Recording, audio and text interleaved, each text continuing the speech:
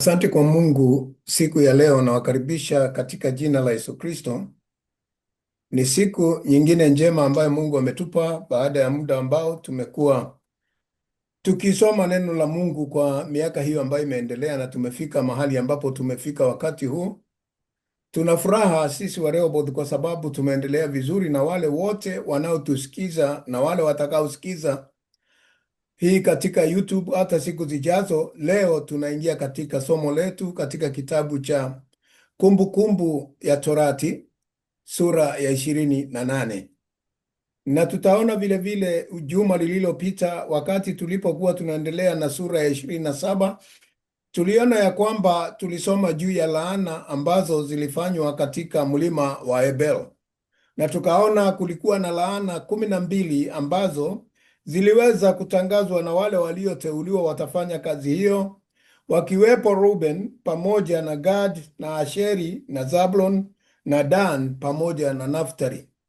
Na kwa hivyo wapenzi, tumejifunza mambo hayo ya laana, na ni vizuri tuepuke na mambo ya laana, na tunaendelea kufunzwa neno la Mungu kwa undani sana, kwa sababu ilikuwa ni wakati wa Musa kuingia katika hili somo ama funzo lake la 3 kabla ya siku zake kutamatika katika ulimwengu.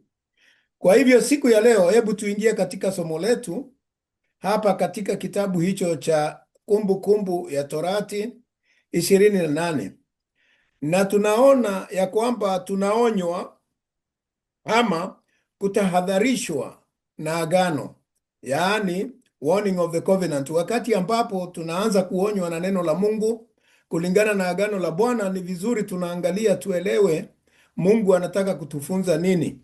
Na tunaona ya kwamba Mungu anatoa ahadi za kubarikiwa. Wale ambao watakubali kutii, wale watatii na wakae katika njia za Mungu, katika amri zake, sheria zake pamoja na hukumu zake, na watii hizo, hao watabarikiwa. Kwa hivyo wapenzi, tukianza mahali pale, tunaona agano linasema nini juu ya kubarikiwa kwa watu, ili kutahadharishwa tuweze kujua ni vizuri kukaa katika njia za Mungu ili tuweze kupokea baraka ambazo Mungu ametuahidi. Katika mstari wa 1 tunaambiwa ya kwamba itakuwa utakaposikia sauti ya Bwana Mungu wako kwa bidii kutunza kuyafanya maagizo yake yote ni kuagizayo leo, ndipo Bwana Mungu wako atakapokutukuza juu ya mataifa yote ya duniani. Kwa hivyo wapenzi, unaona ya kwamba hapa Mungu anaongea jambo la muhimu sana la kuanzia mahali pale, yaani itakuwa, yaani si kawaida, si ati ungojee pale itakuja bila wewe kufanya jambo. Anasema wakati ambapo utafika, ndipo anatumia neno hili itakuwa. Utakaposikia, yaani ukisikia. Usiposikia, wewe hautaelewa vile Bwana anasema, na hautaweza kukumbuka juu ya amri zake kwa sababu hautaki kusikia. Kitu cha muhimu kwa mtu wa Mungu kwanza huwa ni kusikiliza sauti ya Bwana, na ndipo tunaanzilishwa jambo hili katika kitabu hiki. Tunaambiwa ya kwamba itakuwa utakapo, yaani wewe utakapoisikia sauti ya Bwana, na usikie hiyo sauti uweze kuitofautisha na sauti zingine, Mungu wako kwa bidii, yaani si kidogo, si kusikiza Mungu kidogo tu unasema ninajua ninasikiliza. Hapana, anasema usikize kwa bidii, yaani kwa bidii ujifunze kusikiza Mungu vizuri kabisa bila kuwa na wasiwasi, na kutunza, uweze kutunza na kuyafanya yale maagizo. Na unajua maagizo yake ni katika amri, na ni katika sheria, na ni katika kujua hukumu zake.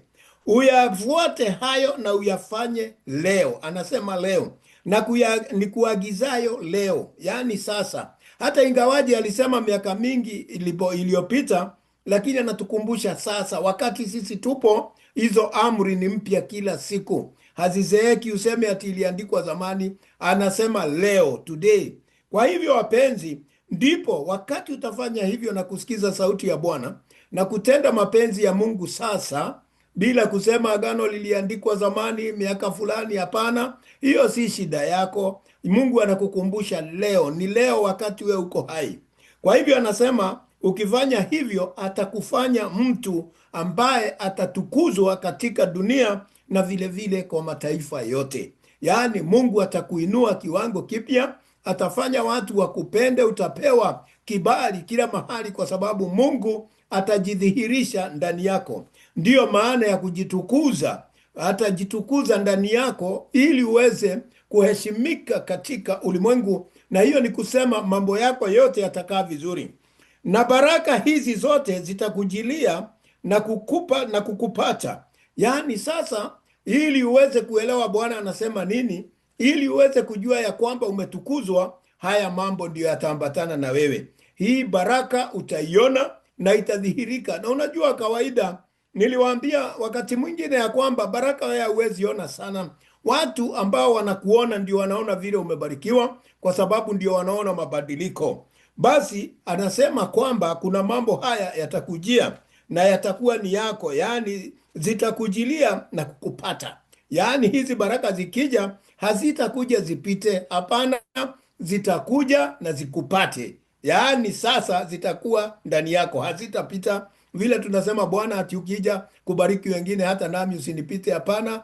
This time Bwana anakuambia zitakuja hizo baraka na zitakupata. Kwa hivyo hazitakupita. Usikiapo sauti ya Bwana Mungu wako, wakati unasikia sauti ya Bwana, ndipo baraka hizo utazipokea na wewe utakuwa mtu wa kubadilika. Kwa hivyo siri hapa ni kusikiliza, na wakati unasikiliza na unatii, unaweza kufanya mapenzi ya Mungu kwa bidii. Basi baraka hizo zikija hazitapita, zitakupata wewe, zitaingia ndani yako, zitabadilisha maisha yako na utakuwa mtu wa maana katika ulimwengu. Ndipo dunia itaona ya kwamba Bwana ametukuzwa ndani yako. Utabarikiwa mjini. Baraka ya kwanza ni hii: katika mji unapoishi, basi wewe uliye wa mjini utabarikiwa.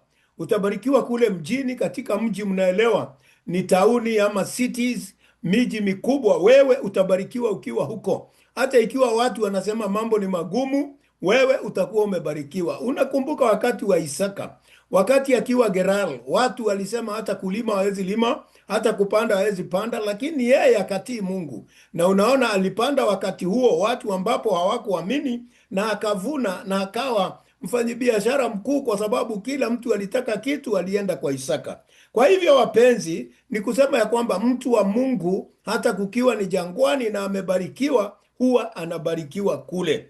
Utabarikiwa na mashambani pia, kwa wale walio katika mashamba, kule mashambani, kule kwenye vijiji na kwingineko, kwenye mashamba yao wanaolima. Kuna watu wanaishi vijijini, the rural kwa Kiingereza. Utabarikiwa vile vile ukiwa huko. Mashamba yako yatakuwa ya kutoa mavuno mazuri, utakuwa mtu umebarikiwa. Na wewe ambaye umebarikiwa, uwe shambani au uwe mjini, utakuwa tayari umebarikiwa. Kwa hivyo hakuna mahali hautakaa na ubarikiwe. Mtu wa Mungu anayetii Mungu atabarikiwa mahali pale atakapokuwa. Kwa sababu gani? Kwa sababu anatenda mapenzi ya Mungu na anamsikiza Mungu kwa bidii. Basi vile vile anasema ya kwamba utabarikiwa uzao wa tumbo lako na uzao wa nchi yako. Kwa hivyo wapenzi, hata watoto wako wale ambao utakuwa wamezaa wewe, wale ambao ni watoto wako, Bwana anasema utabarikiwa. Kwa nini? Watakuwa vizuri, hata ikiwa kuna majaribu wakati mwingine ya magonjwa kidogo kidogo, lakini ni yale ya kupita tu, lakini watabarikiwa na watakuwa ni baraka katika nyumba yako, kwa sababu Bwana anasema wakati uzao wako umebarikiwa, ni watu wataishi miaka mingi na Mungu atawabariki na watafunguliwa milango ya baraka na wataonekana wanaendelea vizuri. Hawatakuwa mzigo kwa wazazi watakapokuwa watu wazima, kwa sababu watakuwa wamejikimu, wamejitosheleza na ni watu wanaobarikiwa. Nataka uangalie jambo moja. Mungu anasema atabariki kizazi chako mpaka kizazi cha 4. Kwa hivyo unaona, wataendelea kubarikiwa kulingana na vile wataendelea nao kusimama katika neno la Mungu. Lakini hasha, jambo ambalo natakiwa ujue ni kwamba uzao wa tumbo lako utabarikiwa, na vile vile uzao wa nchi yako, mahali unapokaa katika ile nchi. Huwa Mungu analeta baraka wakati mtu wa Mungu anakaa mahali kati ya watu. Wakati watu wanakaa pamoja, kongamano la watu katika nchi ama katika mji, katika sehemu wanayoishi, na mtu wa Mungu aingie katika mji ule, basi mji ule hubarikiwa. ama kati ya watu wale hubarikiwa ikiwa mtu wa Mungu yuko kati yao. Hiyo ndiyo kuonyesha neno hili linakuwa amina na ni kweli. Ati mtu wa Mungu aliyebarikiwa akiingia kati ya watu hata hawajabarikiwa, maisha huko huwa mazuri na watu wanabarikiwa na hawajui kwa nini inatendeka, na akiondoka anaondoka na baraka zake kama wengine hawatasikia, na kuondokee mtu wa Mungu aweze kuonekana. Na uzao wa wanyama wako, yaani malisho yako itabarikiwa. Malisho, ng'ombe, mbuzi, kondoo, vitu ambavyo unalisha vyote vitabarikiwa, vitazaana. Na ndio naona watu wanabarikiwa sana wanaozifuata amri za Mungu na kuzitii. Na vile vile wanyama wako wa kufugwa hao wote wataongezeka na utabarikiwa.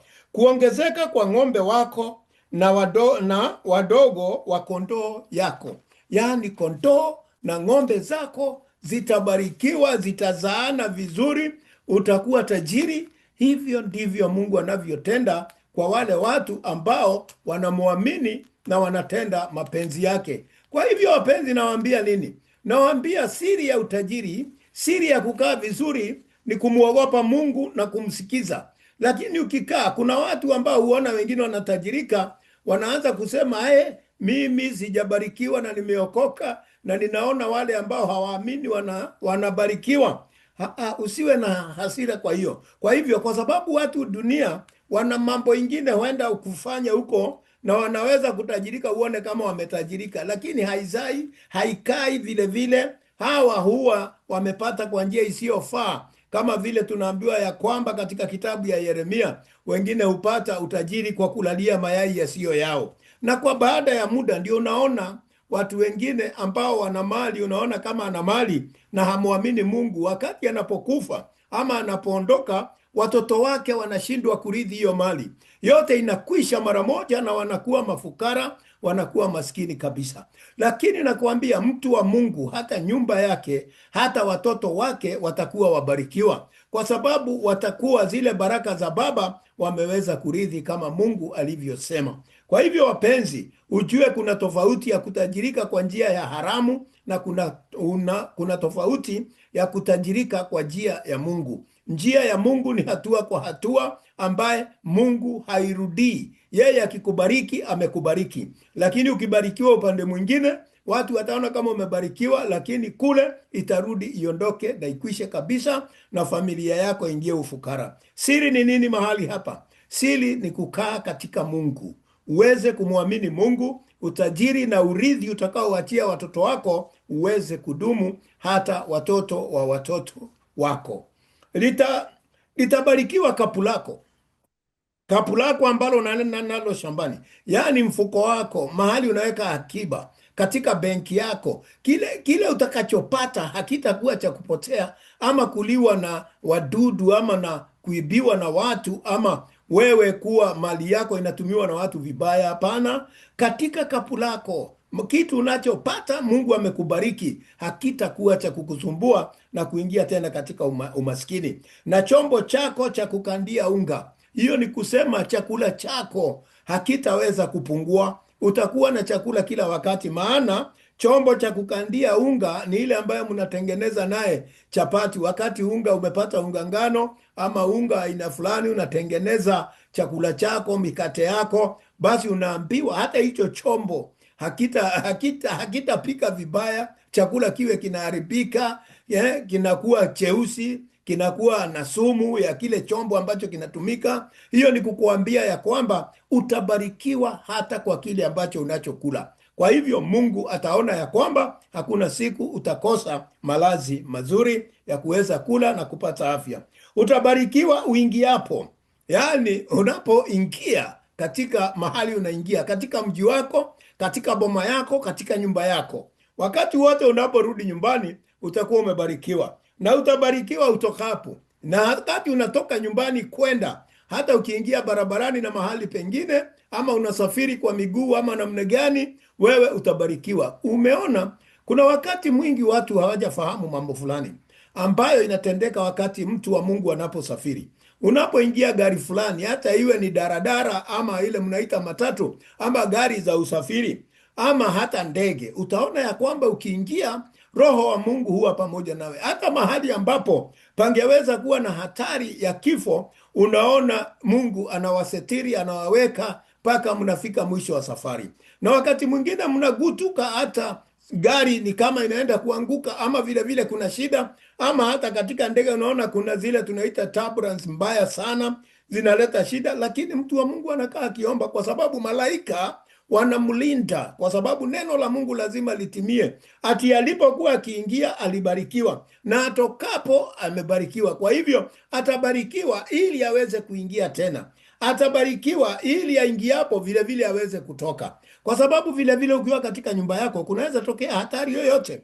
Kunaweza kuja wezi, kunaweza kuja wauaji, kunaweza kuja watu wa kila aina, lakini Mungu atawalinda. Kuna wakati tumeona hata nyumba zingine zinaungua, ama katika jirani, ama kunakuwa na hali ya vita na mambo mengine, na watu wa Mungu wanaokolewa. Tumewahi kuona ya kwamba, na zinadhibitika hata kwa neno la Mungu. Unasikia mahali pengine nyumba zimeungua, lakini kukienda kunaangaliliwa, kunaonekana kitabu kama Biblia inaonekana bado iko. Kwa mambo kama haya ndio nataka kuwaeleza ya kwamba Mungu akikupenda utalala siku ile amekuita mwenyewe, bali atakulinda kila wakati. Ili neno katika kitabu cha Exodus ambacho Bwana anasema ya kwamba ati malaika aliye mbele yako, wewe kazi yako ni kumutii anavyokuambia, na mambo yako yatakuwa sawasawa, huo ukibarikiwa uingiapo na wakati utokapo. Sio kusema ati wakati umeenda kulala ati sasa hata malaika amelala. Hapana, malaika mlinzi huwa pamoja nawe mahali pote wewe ulipo, hata ikiwa umelala yeye huwa anakuangalia, kwa sababu hiyo ndiyo kazi amepewa na Bwana ya kukulinda wewe. Kwa hivyo hakuna wakati unakuwa peke yako. Wakati unaweza kuwa peke yako ni wakati umekataa mambo ya Mungu na umeanza kufanya mambo ya dhambi na mambo mengine, basi malaika anakuondokea, anakaa kando, anangoja ufanye vile unavyotaka, kwa sababu kuna uhuru katika neno la Mungu. Ametupa uhuru wa kuchagua kile tunachotaka. Bwana atawafanya maadui zako wainukao juu yako kupigwa mbele yako. Wale maadui wanajitayarisha kukumaliza wewe, wale wanapanga mipango ya usiku ili wakumalize wewe, hata mambo mengine makuu, hata kuharibu mali yako na mengine. Bwana anasema watapigwa mbele zako. Utawaona wakiteseka, utaona wakiondolewa hao mbele zako, na Mungu mwenyewe ndiye atapanga mpango huo. Kwa hivyo usiwe unaogopa, kwa sababu Bwana amesema atafanya maadui zako wainukao juu yako. Wale watu wanaongea mabaya juu yako, basi utaona Mungu akiwaondoa mbele zako. Hebu kumbuka vile ambavyo ameandika katika Isaia 54 mstari wa 17. Anasema ya kwamba hakuna silaha yoyote imeinuliwa kinyume na Mungu na mtu wa Mungu ambaye itafaulu. Na anasema vile vile ule ulimi unaongea ubaya juu ya mtu wa Mungu, huo ulimi utalaaniwa. Kwa hivyo wapenzi, ninakuambia nini? Mungu amekupa ulinzi kabisa wakati ambapo umekubali kuisikiza sauti yake kwa bidii. Kwa hivyo wapenzi, watakutokea kwa njia moja, lakini watakimbia mbele yako kwa njia 7. Hawa maadui wakija njia moja kujaribu kukumaliza, wawe ni wachawi, warogi, watu wa aina gani, watu wenye mipango mibaya, wenda usiku, watu wanaokimbia usiku uchi, Mungu anasema watakuja njia moja ya kuja kukumaliza wewe, lakini wakifika karibu na wewe wanatawanyika, wanatoroka hata na njia ambazo wenyewe hawafahamu, njia ambazo ni ukamilifu wa Bwana wa kuwamaliza, njia 7. Kwa hivyo wapenzi, usiwe na wasiwasi ukiwa katika utukufu wa Mungu, ikiwa wingu la Mungu liko juu yako. Bwana ataiamuru baraka ije juu yako katika ghala lako. Yaani baraka ni kitu kinadhibitika, ni kitu si cha kudhania, ni kitu kinadhibitika katika ulimwengu wa roho.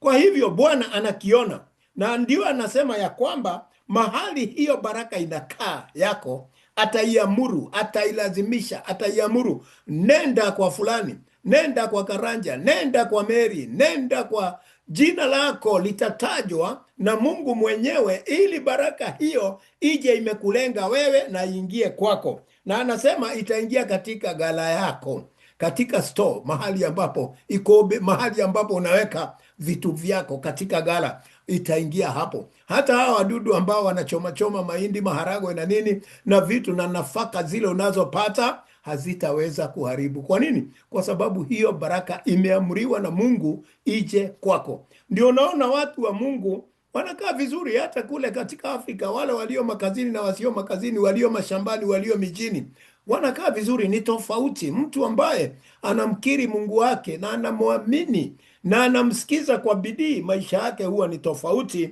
na watu wengine. Watakutokea kwa njia moja, pole, na mambo yote utakayotia mkono wako, naye atakubarikia. Kitu chochote utaguza na mkono wako, atabariki kazi hiyo ya mkono wako. Kitu unachoguza kinabarikiwa. Ukiwa ni kulima, unalima, unabarikiwa. Mahali ukiingia kazini, kazi hiyo inabarikiwa.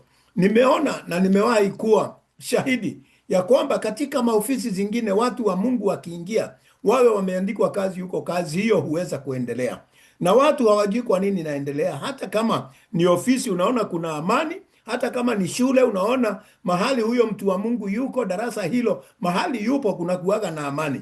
Kwa hivyo ndio hii Mungu anasema, mahali utakapokuwa we mtu wa Mungu, patapatikana amani, na kile utaguza na mkono wako, mahali utatia mkono wako, kitabarikiwa. Kwa hivyo wapenzi yetu ni kuamini na kutenda mapenzi ya Mungu, naye atakubarikia katika nchi ya kupayo Bwana Mungu wako, katika nchi ambayo Mungu amekupa.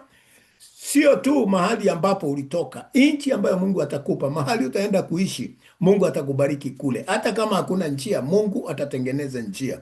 Na ndipo unaona katika nchi hii tuliyokuja, na wale wameenda Europa na nchi zingine, utaona watu wanabarikiwa. Lakini wale ambao hawaenendi na njia za Mungu, wanaenda katika hali ya ulevi, utaweza dhani wanazo, lakini hawana, kwa sababu tayari baraka wanazopata wanapata kwa njia isiyo haki na wanaitumia vibaya. Ama unaona Mungu akitaka kumbariki, yeye hataki kufuata njia za Mungu, anatumia kwa njia mbaya. Lakini mtu wa Mungu, mahali popote mkono wake utaingia, yeye atabarikiwa. Si ati ni mshahara kubwa ama nini, ni pesa ambayo unaguza, Mungu anaibariki. Kwa hivyo wapenzi, kile unachopata ndio utaona watu wengine wanapata mshahara kidogo na wanafanya mambo makuu, wanaomwogopa Mungu, na wengine wanapata pesa nyingi lakini haziwasaidii. Kwa hivyo wapenzi, kuna sababu ambazo ndizo hizi tunasoma sasa katika sura hii ya 28. Kwa hivyo wapenzi, chochote utakapoguza Mungu, ukitia tu mkono wako ndani yake, wewe kitabarikiwa. Bwana atakuweka uwe taifa takatifu kwake.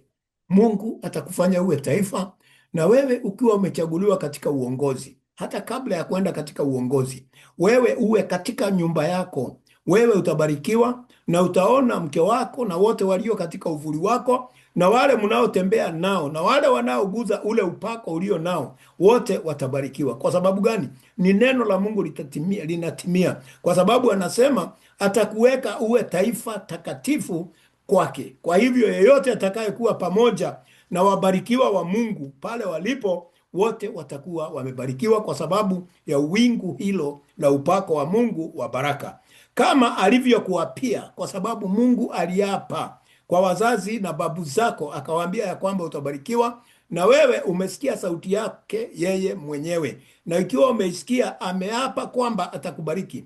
Ati ukimwamini na ukae katika njia zake, hivi leo yeye atakubariki, ameapa. Kwa hivyo utakaposhika maagizo yake ya Bwana Mungu wako na kutembea katika njia zake, yaani utembee katika njia za Mungu, uachane na dhambi, uachane na mambo ambayo Mungu hapendi, ambayo unakatazwa uwe usifanye. Wewe ukiacha mambo hayo na utembee katika nuru, katika njia ambayo Bwana anataka utembelee, basi Mungu atakuwa ndiye baraka yako.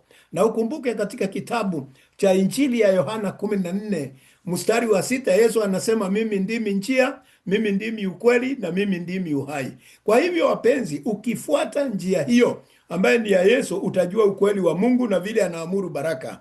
Na ukishajua vile anaamuru baraka, nazo ziamuliwe zije kwako, basi utakuwa tayari umepata uhai. na ukipata uhai utakuwa tayari unatembea na Mungu. Na ndipo tunaambiwa ya kwamba azifuatazo njia hizo ambazo ni za Kristo, basi atajua ukweli, na ukweli itampa uhuru, na uhuru huu utamleta karibu na Mungu, aweze kukaa na Mungu daima. Kwa sababu inasema nini?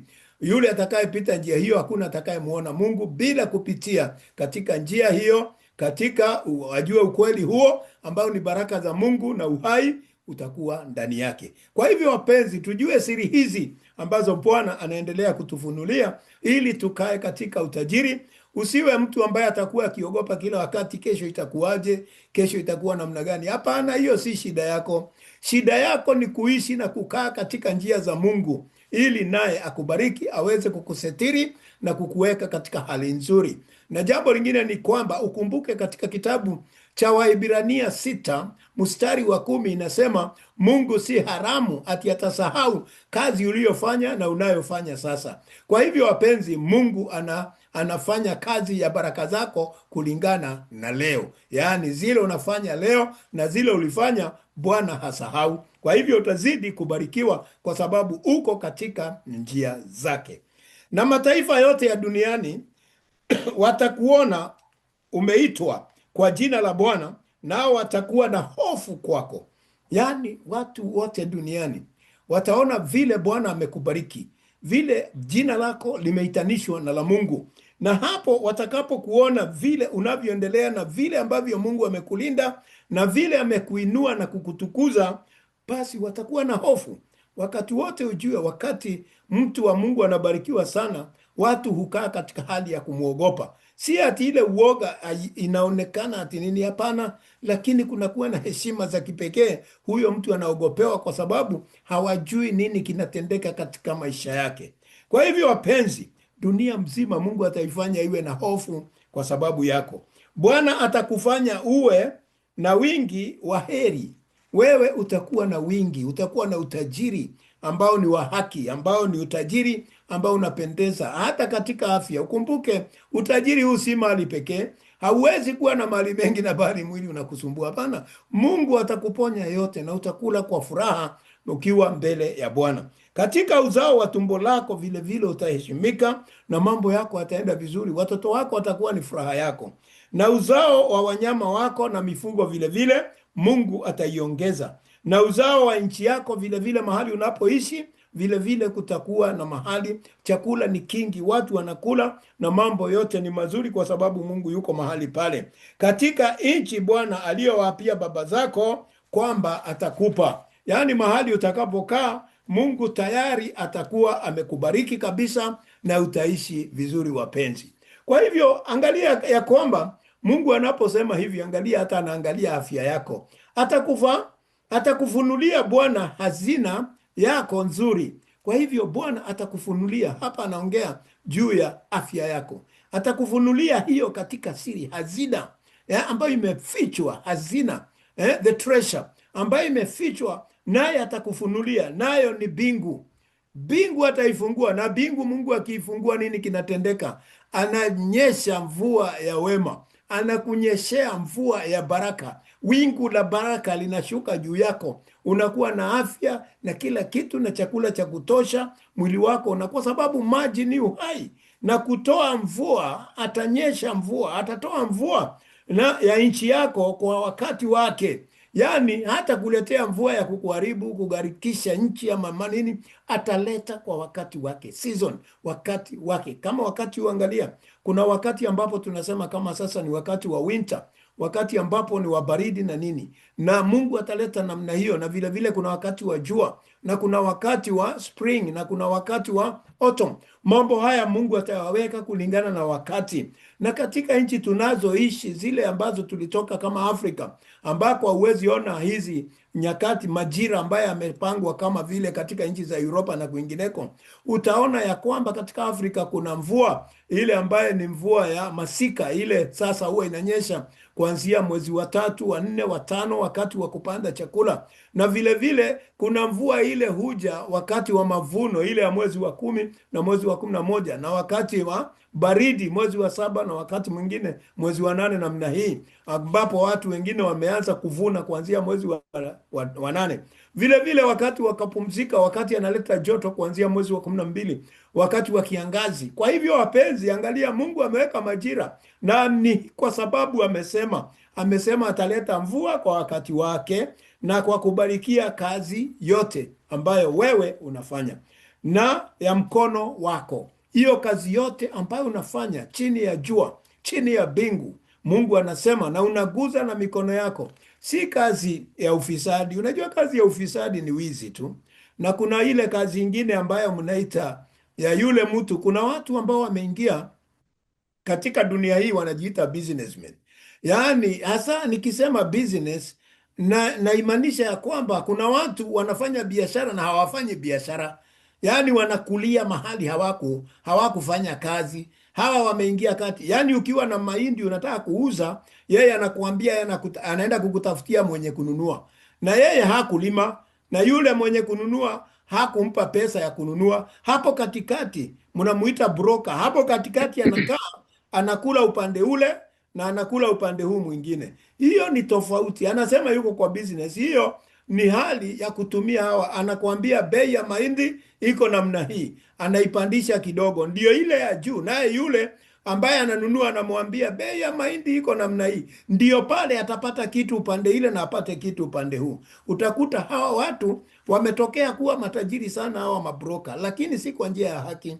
Wakati wanaondoka, mali yao inafirisika, yote inakuisha kabisa, kwa sababu hata uzao wao na watoto wao hawajui yeye hupata pesa kwa njia gani, hawajui ile urongo anatumia, hawajui njia gani anapitia. Kwa hivyo wapenzi, angalia sana, uangalie neno la Mungu kwa uhaki. Kuna wakati mimi na sisemi watu waache kazi zao, hapana, wewe fanya vile unafanya, Mungu ndiye atakuja kuwa muamuzi. Kuna wakati fulani nilikuwa nafanya biashara hata na mimi za namna hiyo. Nyakati za kitambo kidogo nilikuwa na maofisi hizo za kuwa na commercial agency, ambazo unauza mashamba ambaye si yako, lakini unatengeneza faida pale juu ambaye hata uambii mwenyewe. Na jambo lingine ni kwamba unalipisha nyumba za watu, unamwekea pesa zake kwa akiba, lakini unakuta ulikula zile pesa kwa mambo yako. Inakuwa ni hali ya kuwachanganya, kwa sababu si njia ya haki. Na ikawa wakati dhamiri ilikuwa hai, nikaona hapa kuna jambo ambalo linaweza fanya nisijuane na Mungu. Na kwa hivyo wapenzi, sisemi uache, wewe dhamiri yako itakueleza mahali unapofanya. Kwa hivyo wapenzi, kuna mambo mengine mtu wa Mungu anatakiwa kujikinga ili usiingie katika majaribu. Na dhamiri yako ikiongeleshwa na Mungu, unaweza kujua mahali Mungu anataka uwe, na ukiwa mahali pale Mungu anapotaka, anakubariki. Kwa sababu mimi niliondoka pale na niko vizuri tu kwa siku ya leo, siwezi kusema nini, lakini riziki inapatikana. Nawe utakopesha mataifa mengi, wala hutakopa. Wewe Mungu atakubariki, watu watakuja kwako kukopa, mambo yako yatakuwa mazuri, ukoo wako utakuwa vizuri, lakini wewe hautaenda kukopa, kwa sababu hautakuwa na mahitaji ya kwenda kukopa. Kile unachotaka Mungu atakupa, kwa sababu ameahidi na ameapa. Kwa hivyo ukitaka shamba, Mungu ataona ya kwamba amebariki kazi ya mikono yako, umepata mazao katika maongeo yako, katika ng'ombe zako, mbuzi zako, kondoo zako, vile vile na mahali unafanya kazi, ofisi unayofanya, atafanya ubarikiwe, na kile unachotaka utakuwa na pesa ya wakati ule kuweza kukinunua bila kuwa na pesa za kukopa, kwa sababu ni neno la Mungu linasema hivyo. Bwana atakufanya kuwa kichwa wala sio mkia.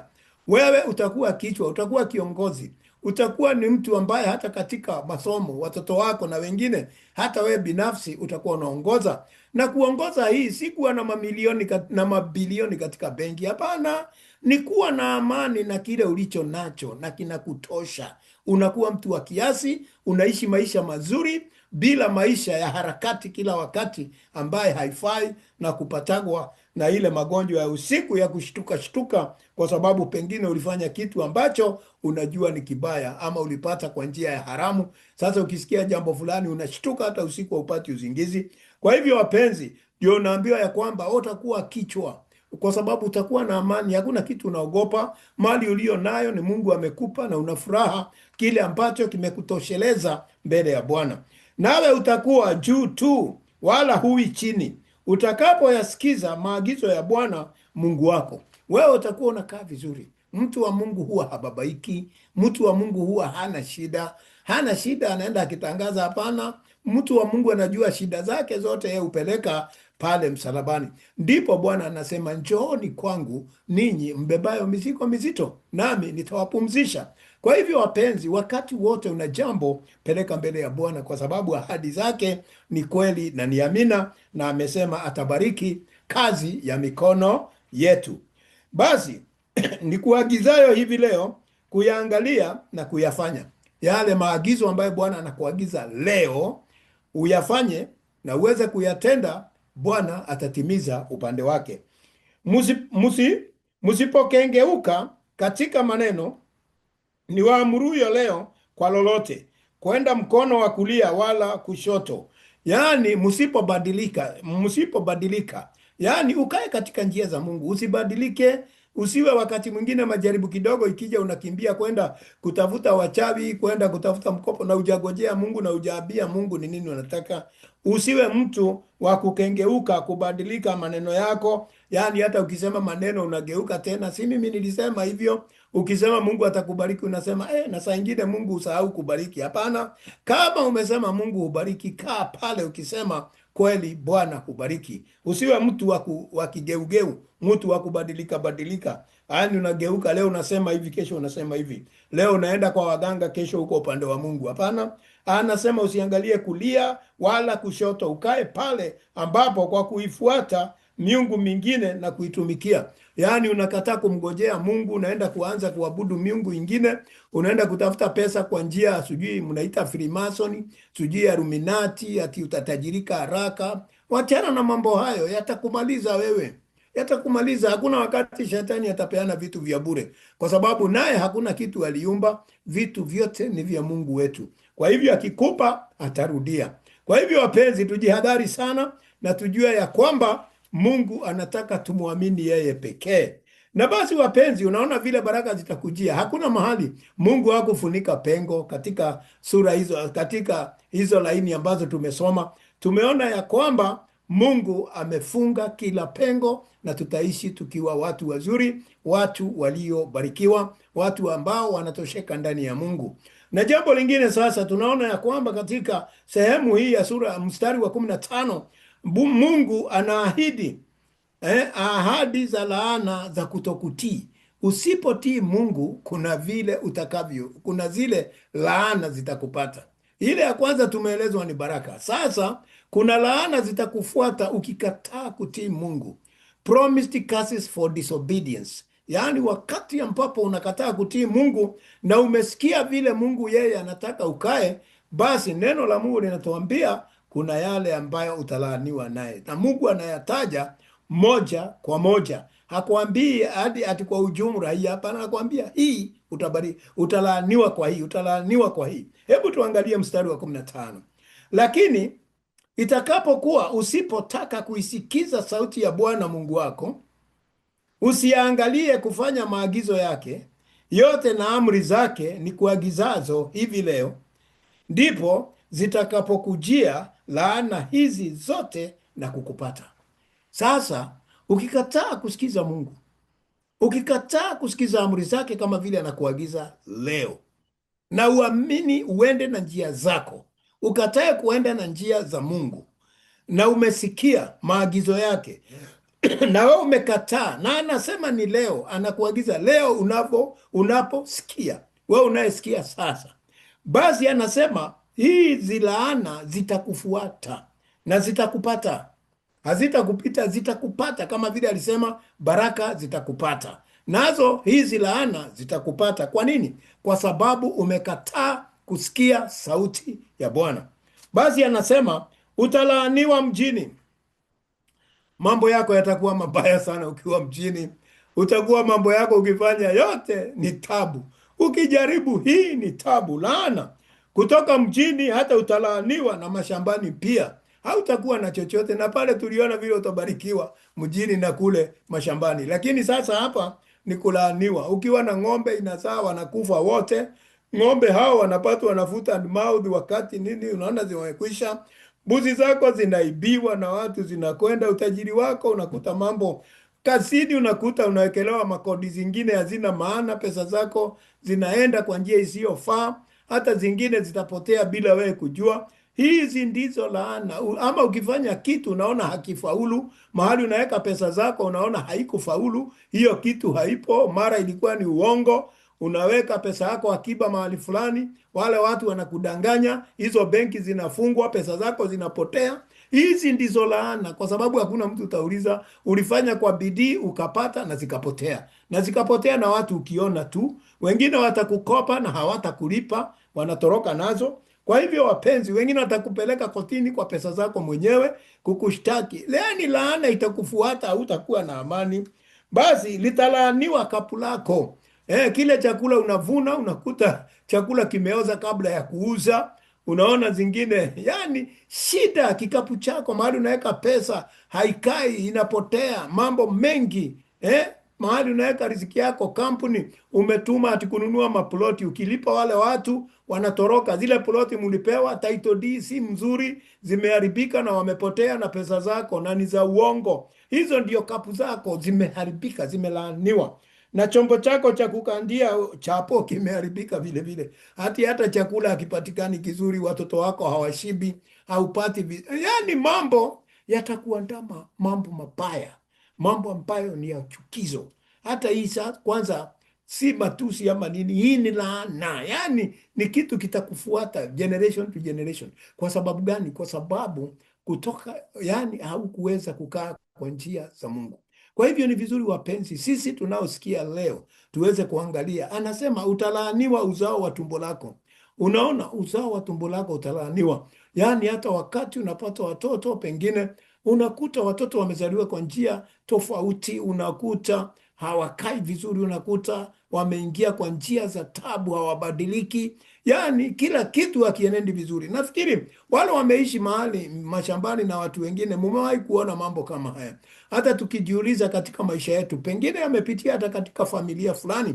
Mimi nilijua familia fulani ambaye kweli laana hizi, unakuta watoto mmoja anakuwa katika kazi ya usafirishaji, unakuta amekanyagwa na hiyo gari yenyewe tu ambaye analipisha, inarudi nyuma kama yuko anakanyagwa. Unakuta wengine ile vitu wanazo ndio inawamaliza, ile vitu umewawekea ndio inawamaliza. Mambo inakwisha tu namna hiyo kwa familia. Vifo visivyoelezeka, yani hauwezi kueleza vifo vinakuja namna gani katika hiyo boma. Watu tena wanatendana mambo maovu, uzao huu wa tumbo unakuta wanalalana huko, kuna mambo ya kubakana familia. Yani angalia, ni laana inaingia kwa njia mbaya sana, ambaye unakuta hata ukahapa katika familia. Watu huja katika hiyo familia, wanaharibu wasichana katika hiyo boma. Watu wanakaa namna hiyo, wazazi wanashindwa watafanya nini. Angalia, mambo haya si ya kawaida. Angalia sana mambo haya yasije yakakupata katika jamii yako na uzao wa nchi yako. Vile vile kutakuwa na mambo mabaya yasiyoelezeka, mambo ya tabu, mambo ya chuki.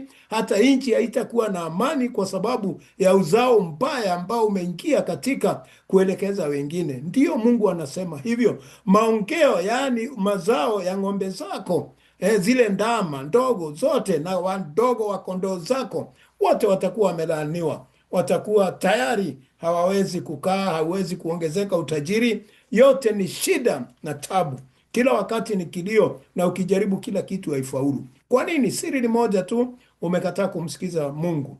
Utalaaniwa uingiapo na utalaaniwa utokapo. Yani ukienda hujui kama utarudi. Hata ukiwa umelala usiku, unalala ukigutu kila wakati, unakaa na wasiwasi. Yani kila wakati wewe hakuna malaika mlinzi, wewe ni mtu wa shida tu na haujui zinatoka wapi. Utakuwa ukishtuka usiku, unasikia kama milango inapigwa, unasikia. Nimewahi kuona hata juzi tu kijana, nimekuwa naangalia mambo ya nyumba zingine katika sehemu nchi fulani. Unasikia nyumba watu wanakaa huko ndani, lakini mchana inapigwa na mawe kule juu kwenye roof, kwenye mabati. Mawe inatupwa na hajui nani anatupa. Ni mambo ya laana hii. Nyumba inapigwa, mara unaona imefumuliwa upande moja, matope imetolewa na uoni ni nani wanatoa. Mapepo na mambo mabaya yanakufuata. Kwa hivyo wapenzi, muangalie sana. Uingiapo utokapo utakuwa umelaaniwa, kwa sababu umekataa kusikiza na kufuata njia za Mungu. Bwana atakuletea laana na mashaka na kukemewa. Yaani watu wataongea maovu juu yako, wataongea mabaya juu yako. Ukifanya kitu watu watakukemea. Hakuna kitu utafanya watu waseme ati umefanya vizuri, itakuwa ni kulaaniwa tu. Katika yote utakayotia mkono wako, hata uangamie na kupotea kwa upesi. Yaani kitu chochote ukiguza itakuwa ni laana tu, na ndio Mungu anasema utaangamia kwa haraka, upesi, utaenda upesi, kwa sababu ya zile tabu zitakuwa zinakufuata kwa ule uovu wa matendo yako ulioniacha kwayo, kwa vile ulimwacha Mungu kwa ile matendo yako unayotenda, ukakataa kufuata njia za Mungu. Ndiyo mambo hayo yanakufuata namna hiyo. Bwana atakuambatanisha na tauni, yaani Bwana atakuletea ugonjwa, plague, atakuletea ugonjwa wa tauni. Magonjwa hayatakosa kwako, yatakuwa yakija kukusumbua tu. Kumbuka wana wa Israeli wakati walipingana na Mungu, wakati walifanya mapenzi yao kule jangwani. Ugonjwa wa tauni ulikuja na kuanza kuwamaliza sana, na Musa akamtuma Haruni aende na chepeo chake kule nyuma aweze kutuliza. Kwa hivyo ndio Mungu anasema wakati wote tunamwacha Mungu, mambo mengi yanaanza kutufuata ambayo hayakuwa yanatufuata hapo mbeleni. Mambo mengine uangalie sana ambayo huwa yanakuja na yanakufuata sana. Uangalie ni mahali gani ambapo ungetaka kutengeneza na Mungu, kwa sababu ahadi za Mungu ni lazima tujue Mungu sio haramu. Hata utakapokwisha kuondoka katika atakapokwisha kukuondoa katika nchi uingiapo na kuimiliki, yaani hata ile nchi amekutuma kwenda kuimiliki na kukaa, atakuondoa. Kwa sababu gani? Kifo kitakuondoa kwa sababu ya shida hizi, ama ushikwe, upelekwe uhamisho, uwe mtumwa katika, yaani uende ukafanya hata mambo mengine yasiyofaa. Bwana atakupiga kwa kifua kikuu, yaani wewe utakuwa umepigwa kwa kifua kikuu, ugonjwa, yaani mwili wako hauna afya, unakusumbua tu, na homa homa itakuwa ikija. Na hii si ile tunasema ati mambo ya kawaida. Kuna mambo mengine yanasababishwa na vile tunavyoishi na vile wazazi wetu walifanya zamani, inatuambatana na sisi kwa sababu hawakutubu na sisi hatukujua. Sisi tunatakiwa kubadilika na kuanza kumwangalia Mungu kwa bidii, kwa sababu tunasikia neno leo. Labda hao hawakusikia wakati wao na walifanya mambo yasiyompendeza Bwana. Lakini kwa sisi ambao tunasikia mambo haya yote, tunaweza kuyabadilisha kwa kuzifuata na kuzisikia amri na sheria na hukumu za Mungu. Basi anasema utaambatanishwa na kifua kikuu. Hii ni kusema tuberculosis. Magonjwa hayo ya tuberculosis ndio kifua kikuu, na vile vile homa kali. Ati kila wakati, hakuna wakati unapumzika, kila wakati ni shida, baridi na mambo mengine, na kuwashwa, yani ukikaa saa yote kuwashawashwa, kujikuna mwili na ujui unajikuna nini, nikune hapa nikune hapa, ukienda hauna amani. Mambo haya mengine, unajua kuna kujikuna kule kwa kawaida, lakini kuna kwingine ya kuwashawashwa. Kila wakati ukikaa unajikuna huku, mara ni tumbo, mara ni wapi, mara ni mgongo, yani continual, hauna amani. Na hii ugonjwa hata ukienda hospitali haipatikani. Hii mambo yameandikwa katika Biblia, ni Mungu anaiambatanisha. Kwa nini? Kwa sababu ya watu wasiomwamini, ama kizazi kile. Kumbuka kizazi cha kwanza, cha tatu mpaka cha nne, ikiwa waliokutangulia hawakumjua Mungu, ni juu yako wewe umjue Mungu, ili kizazi chako kibarikiwe kuanzia kwako.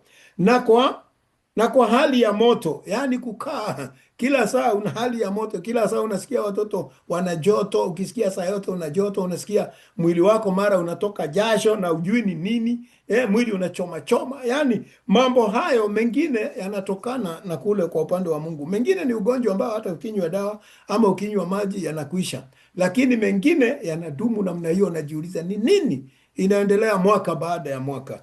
Mambo yako hapa katika siri hizi za mambo ambayo kuna mtu alitenda kizazi kilichokutangulia, na wewe sasa unasikia. Badilisha kwa kusikilia neno.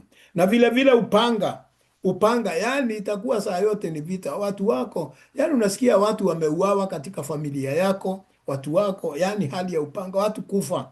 Hayo mambo lazima uangalie kifo kinachoambatana. Unaweza sikia mtu amekufa wiki hii katika familia hiyo, na baada ya miezi 2 unasikia mwingine amekufa.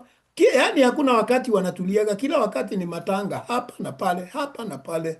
Hiyo ni watu wa Mungu waombe, wajue ni kwa nini mambo hayo yanatendeka ya upanga.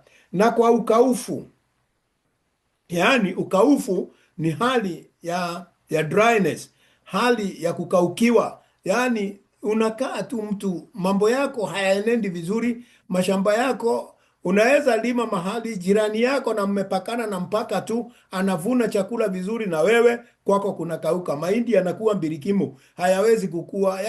Ukijaribu kupalilia inakuliwa na inaharibika na shamba linaharibika. Hiyo ndiyo hali ya ukaufu, hali ya dryness. Yaani wewe unajaribu lakini jirani anavuna na wewe hauvuni. Sijui kama umewahi kuona, nimewahi kuona katika sehemu nilikaa mashambani, ninaona mtu ana eka 4 hapa na huyu ana eka 4, lakini pale mpakani mahindi za huyu na mlipanda siku moja, zake zinakuwa mbilikimo, zinakauka na zingine zinapotea, na huyu mwingine jirani unakuta shamba yake imenawiri sana na anavuna kabisa, hata kama ni maharagwe na vingine unaona anavuna. Hiyo ni hali ya ukaufu, yani ya kukaukiwa, yani roho ya Mungu inaondoka, wingu la mvua haliko kwako, wewe hauoni, hata mvua hiyo ikinyesha kwako haina baraka. Kwa hivyo wapenzi, na kwa koga mambo ya shida navyo vitakufukuza hata uangamie. Utaona watu kama hao hata wanauza mashamba, wanakimbia, wanahama huko, wanasema labda huku ndio mchanga iwakubali. Ni kweli mchanga inaweza kukukataa. Unaenda mahali mchanga inakukataa kabisa, unatoroka unaenda mahali ingine. Patana na Mungu, akibariki mahali upo atabariki hata mchanga. Na kuna wengine Mungu anataka uende mahali fulani, lakini uona kazana kukaa mahali fulani kwa sababu unajua watu fulani. Hapana, nenda mahali Mungu anataka uende ili baraka yako uweze kupokea. Tuna wengine tulikaa katika sehemu fulani, mali yetu ni kupotea, lakini ukitoka uende sehemu fulani, utajiri wako unaanza kuingia. Hata mji fulani unaona mambo yako yameanza kaa vizuri. Ni mchanga huo unaokukubali.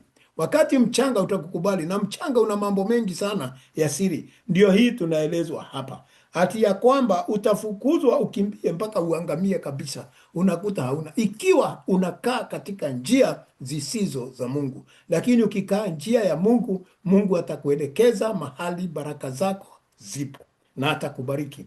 Na mbingu zako zilizo juu ya kichwa chako zitakuwa shaba na mbingu yako badala ya kunyesha mvua itakuwa ni shaba. Shaba ni kopa, yaani ngumu. Unasikia spiritual realms, unajaribu kupenya, mambo ni magumu. Hata mvua ikinyesha unasikia kujanyesha, unasikia kuna ugumu wa kuweza kupenya. Na anasema vile vile ya kwamba na nchi iliyo chini yako itakuwa chuma, yaani hata huku chini ukijaribu kulima kumekauka. Kila kitu ukijaribu ya chini imekauka, ya juu ni kopa, shaba. Yaani wewe unaangalia kila mahali, ukijaribu mambo yote ni ngumu. Kwa hivyo wapenzi, nakwambia nini? Jaribu kupatana na Mungu, juana na Mungu kabla ya kufanya jambo lolote. Juana na Mungu, uliza Mungu, hapa kunaendaje? Na siri ya Mungu ni chache, hata utakiwi kwenda kumuuliza. Amesema sikiza sauti yake kwa bidii na ufanye mapenzi yake, basi na mambo yako yatakuwa vizuri. Lakini anasema Bwana atafanya mvua ya nchi yako iwe vumbi na mchanga. Yaani mvua ikinyesha itakuwa ni vumbi na mchanga. Nilikaa sehemu fulani ambapo wakati wanatarajia ati ni mvua inanyesha, unaona imekuja huko, unaona kama ni mawingu imekuja, lakini ikifika mnakimbia kutafuta mahali ya kivuli, mahali mtakuwa mwejificha, kwa sababu ile mchanga inakuja dakika kidogo, mtakaa kama watu walikuwa wanaogea mchangani ikija na kupita. Kwa hivyo wapenzi, ujihadhari sana. Neno la Mungu ni kweli na ni amina. Na anasema vile vile itakujilia juu yako hiyo mvua ya mchanga, na unajua haina rutuba, ikipita imebeba hata ile mchanga ilikuwa na rutuba na imeenda kutoka kwa mbinguni hata uangamie. Itakufanya hivyo ni kama utakaa katika jangwa, na utakaa namna hiyo paka ufe, paka uangamie, kuisha kabisa. Bwana atakufanya upigwe mbele na adui yako. Adui zako atakupiga, watakumaliza. Atawatokea juu yao kwa njia moja, lakini utakimbia mbele yao kwa njia 7, nawe utatupwa huku na huku katika falme zote za dunia. Kwa hivyo wewe utakaa bila kutulia, kwa sababu utawaendea kwa njia zako 7. Mipango yako, unawajaribu njia hii, unajaribu njia hii, unajaribu njia hii kupata, unajaribu hivi, lakini kwa njia zako 7 hao watakutandika, wewe ndio utakimbia. Utakimbia kwa njia hizo 7 wewe mwenyewe ukiwatorokea, kwa sababu utaenda hivyo na ujaribu kila mahali kote ulimwenguni. Ndio naona watu hata wanatoka nchi zao wanaenda nchi zingine, lakini bado hawafaulu, kwa sababu hawajajua hizi siri za Mungu vile wanatakiwa kukaa. Ukikaa katika siri za Mungu, Mungu atakufunulia yaliyofichwa katika siri, na mzoga wako utakuwa chakula cha ndege wote wa angani.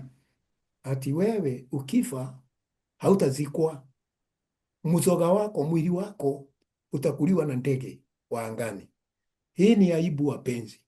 Mtu wa Mungu, wakati unaona watu, kumbuka umeona watu wamekufa, wameoza, wanaonekana baada ya siku 7, wengine wameoza ndani ya nyumba namna hiyo. Hiyo ndiyo hii. Usipokaa na njia za Mungu, utakutana na mambo haya, na mzoga wako hautazikwa kwa heshima, hautawekwa chini uzikwe, utaliwa na ndege wa angani. Hao ndio watakula, ndege ambao watakula mwili wako. Kwa sababu gani? Ulikataa kukaa katika njia za Mungu. Kwa sababu mtu wa Mungu, hata mwili wako hautaliwa na wanyama na hautakufa ovyo ovyo. Lakini angalia sana maisha yako, utakufa namna gani? Angalia mbegu zako, angalia watoto wako, angalia nyumba yako, angalia jamii yako. Ukae kama mtu wa Mungu na jamii na ushirika wako, ili siku hata za mwisho, wakati ambapo Bwana atakuondoa, uweze kwenda kwa salama, hata mwili wako usitiriwe mahali pazuri. Kwa hivyo usije ukaliwa na wanyama, na wanyama wote wa duniani pasiwe na mtu wa kuwafukuza. Yaani utaliwa mpaka na mafisi na wanyama wengine, hata hakuna mtu atakuja kuwakimbiza. Hawana, watakuja tu wanakula mzoga wako na kumaliza namna hiyo. Bwana atakupiga kwa majipu ya Misri, na kwa bawasiri, na kwa upele, na kwa kujikuna ambao hupati kupoa. Kwa hivyo utakuwa na magonjwa hii ya vidonda ya mwili, majipu, magonjwa ya bawasiri ya vidonda katika mwili, na upele wa kujikunakuna. Mambo haya yote yatakutokea, na hayo mambo yote yakikutokea yatakumaliza, yatakusukuma mpaka yakumalize. Kwa hivyo wapenzi, na hautapata njia ya kutoroka. Njia ya kutoroka ni moja kutoka kwa hii maneno, ni kumwamini Mungu. Bwana atakupiga kwa wazima na kwa upofu, kwa wazi na kwa upofu, na kwa bumbuazi la moyo. Kwa hivyo utapigwa bumbuazi, hali ya kuogopa. Unaogopa vitu, uoga ambavyo haviko. Unaona upofu, yani hauoni ukweli. Wakati wote ukienda kujua ukweli, tayari umeingia katika shida.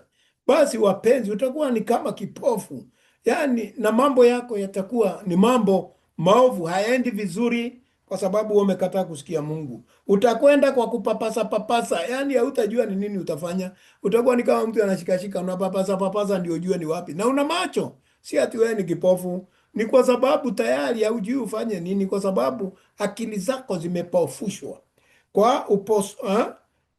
kwa upapasavyo kipofu gizani, kama vile kipofu anavyofanya.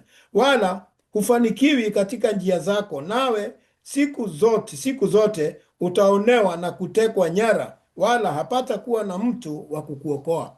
Mambo yako yote yatakuwa mabaya, utakuwa unashikwa, watoto wako wanafanyiwa maovu, mambo yote ile unayofanya ni kama kubahatisha, na hayo yote yatakufuata na yatakuwa ni shida. Utaposa mke na mume mwingine atalala naye. Yaani utakuwa na mke, lakini kwako mke wako ataenda na mtu mwingine. Angalia, ni hatari sana. Ndio unaona watu wanauana. Hiyo laana inawafuata mpaka wanauana, kwa sababu kunakosa imani. Mambo ingine haitendeki eti kwa sababu mtu anataka. Hapana, ni laana inamfuata, sababu imeandikwa utaposa. Yaani utaposa mke, unataka kumuoa, lakini atalala na mwingine, hautampata. Utajenga nyumba na usikae. Ujenge nyumba, niliwaguzia juzi ati ya kwamba ukijenga nyumba kwanza ikae mapema, na ukae upande wa Mungu ili ukae katika hiyo nyumba. Lakini hapa inasemekana usipofuata amri za Mungu, hata hiyo nyumba hutakaa. Utaijenga na usikae. Utapanda mizabibu, usiitumie matunda yake, italiwa na wengine na wanyama mwituni. Kwa sababu hii ni gani? Wewe umekataa kukaa katika njia za Mungu. Ng'ombe wako, punda wako mbele ya uso wako jeuri usirudishiwe. Watu watanyang'anya we ng'ombe zako na nini kwa ujeuri, na hautarudishiwa. Kondoo wako watapewa adui zako, usipate mtu wa kukuokoa. Mali yako itatumiwa na watu ukiona. Na jambo lingine wapenzi, utaona wana na binti zako, vijana na binti zako ambao umezaa mwenyewe, watapewa taifa lingine, na macho yako yataangalia na kuzimia kwa kuwatamani mchana kutwa, wala hapata kuwa kitu katika uwezo wa mkono wako. Utanyang'anywa watoto wako, wataingia katika ukahaba, wataenda umalaya, vijana wataenda katika ulevi, watapotea huko, hawarudi, na utaona na macho yako, lakini hakuna atakaye kuokoa. Lakini ukiwa mtu wa Mungu, hata majaribu haya yakija, utapiga magoti na utaomba, na Mungu atakusaidia na atabadilisha yale ambayo yameaniwa mabaya, Mungu atayafanya kuwa mazuri. Kwa leo tutakoma mahali hapa, kwa sababu sura hii ni ndefu tu, na tutaendelea wiki ijao. Wapenzi, Mungu awabariki, na tutaendelea kuona laana hizi. Tumeona ya kwamba Mungu yeye hatulaani, Mungu hatudharau kwa lolote. Sisi ndio tunakataa kukaa katika njia ambazo Mungu anatuelekeza. Tunakataa wenyewe, na tukikataa, Mungu anatuachilia, anaachilia hizo laana zije kwetu. Lakini tukikubali kumfuata, anatuachilia baraka na mvua ya wema, wingu la baraka na mvua ya baraka inatunyeshea. Mungu awabariki sana siku ya leo. Tutaendelea part 2 ya somo hili la sura ya 28 juma lijalo. Asante wapenzi, Mungu awe pamoja nanyi.